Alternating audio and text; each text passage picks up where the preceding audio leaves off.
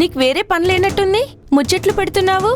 పని చేస్తూనే మాట్లాడుతున్నాను కదా, నువ్వే అమ్మగారు అన్నట్టు మాట్లాడుతున్నా.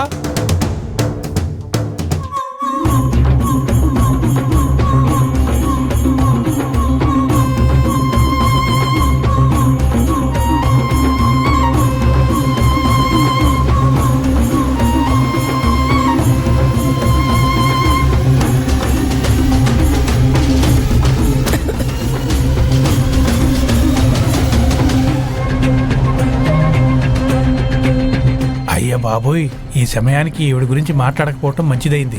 మాట్లాడుంటే కాదంబరి గారికి చెప్పి నా ఉద్యోగం తీయించేది.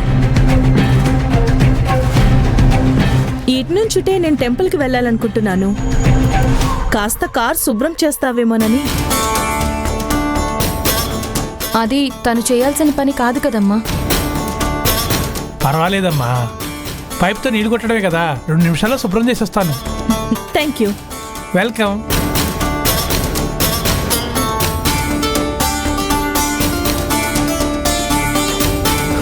ఏం చేస్తున్నావు నీలవేణి? బట్టలు ఆరేస్తున్నానమ్మగారు. ఈ పని చేస్తే ఎంత ఇస్తారు నీకు?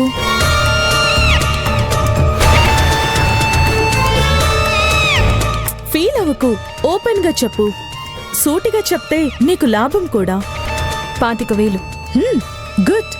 లాభం అనగానే డీటెయిల్స్ చెప్తున్నావు. ఆఫీస్ బ్రాండ్ అంబాసిడర్ గా, బోర్డ్ మెంబర్ గా పని చేయడం వల్ల వాళ్ళు ఎంత ఇస్తున్నారు నీకు? ఇంత కావాలని నేనెప్పుడూ అడగలేదు. వాళ్ళిచ్చిన దాంతో నేను హ్యాపీగా ఉన్నాను.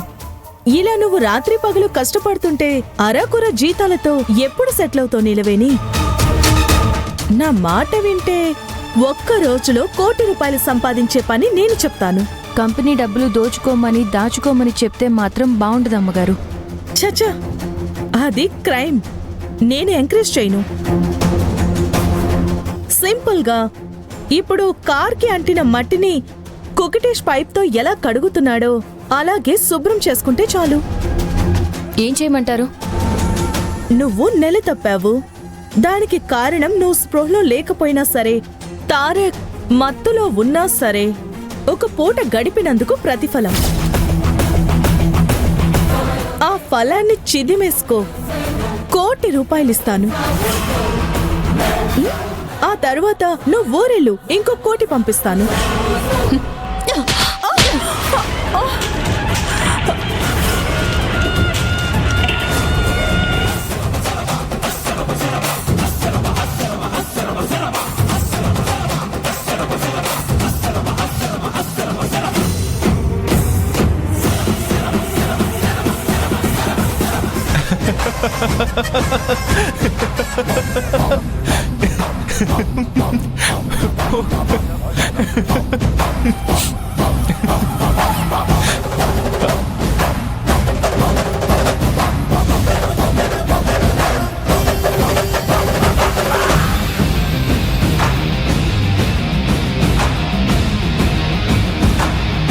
అరే, సిస్టర్ కింద పడిపోయిందేంటి?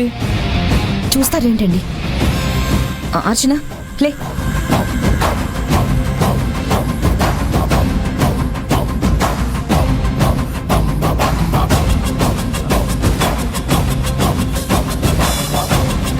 వాట్ హ్యాపెండ్ అర్చన?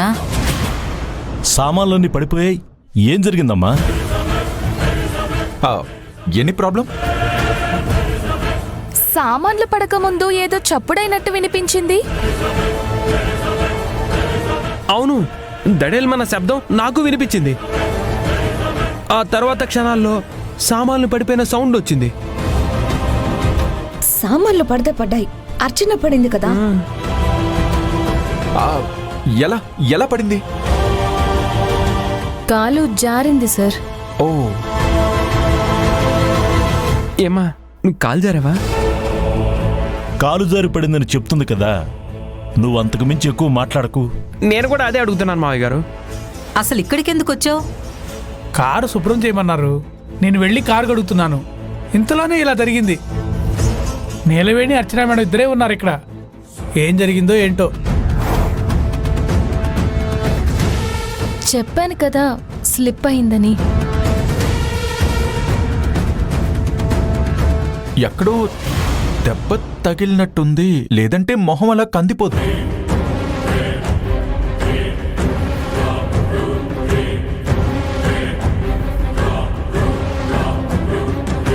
ఏంటి అర్చన, నొప్పిగా ఉందా? చాలా నొప్పిగా ఉంది. చెప్పు, ఎక్కడ నొప్పిగా ఉంది? డాక్టర్ గారిని పిలిపిస్తాను. పర్వాలేదంటీ, are you okay? I'm fine. ఏమండి మంచినీళ్ళు తీసుకురండి.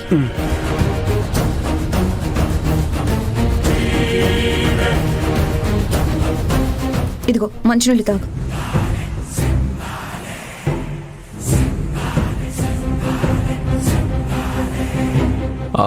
నిలవేణి, ప్రాబ్లం అయితే ఏం లేదు కదా? అలాంటిదేమీ లేదు సార్. ఉంటే ముందుగా మీతోనే చెప్తాను కదా. It's okay. ఏదైనా ప్రాబ్లం ఉంటే చెప్పు. అలాగే sir. You take care. Okay.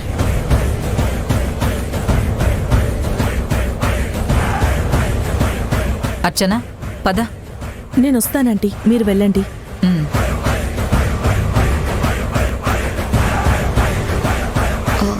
Coffee ఏమైనా కావాలంటే అడుగు. ఏం వద్దు.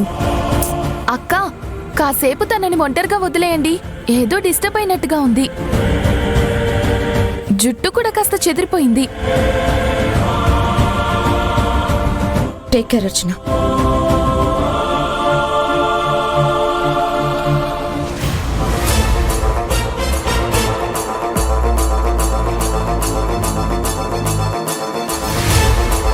నువ్వు ఎందుకు కొట్టావు? వాళ్ళతో ఎందుకు చెప్పలేదు? నేను నిన్ను ఎందుకు కొట్టానో నీకు తెలుసు. నువ్వెందుకు నోరు విప్పలేదో నీకు తెలీదా? నేను ఆఫర్ ఇచ్చానని చెప్తే నన్ను కొడతారు కాబట్టి. పరువు పోయే పనులు చేస్తే తారక్ సార్ అయినా సరే నన్ను అభిమానించేవారు కాదు. అందుకే చెప్పలేదు. నువ్విలా పిచ్చి పిచ్చిగా వాగేవని చెప్పుంటే నీ పరువే పోయేది. మళ్ళీ నువ్వు ఏ మొహం పెట్టుకుని ఇక్కడికి వచ్చేదానివి? అప్పుడప్పుడు నీకిక్కడికి వచ్చే అవకాశం ఉండాలి కాబట్టి నీ మర్యాద నిలబెట్టాను. అర్థం చేసుకుని నడుచుకోండి. ఎక్కువసేపు ఫీల్ అయితే చెంప ఇంకొంచెం కందిపోతుంది.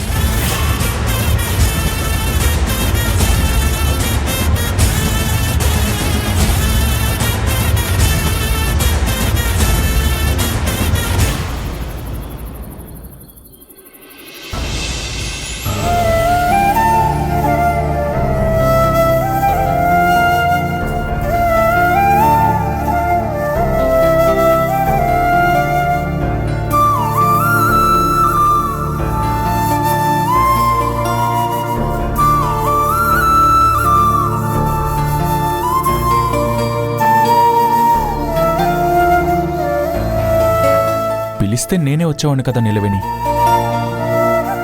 ఇలాంటి పనులేవి చేయొద్దని చెప్పినా కూడా చేస్తుంటావు. పర్లేదు సార్. మీరు ఫైల్స్ చూస్తూ బిజీగా ఉన్నారని కుక్కటేష్ చెప్పాడు. ఆకలేసినప్పుడే తినాలి. ఆలస్యం అయితే సరిగ్గా నిద్ర పట్టదు కూడా.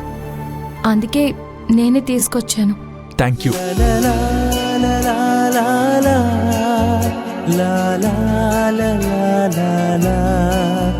la la la la la la la la la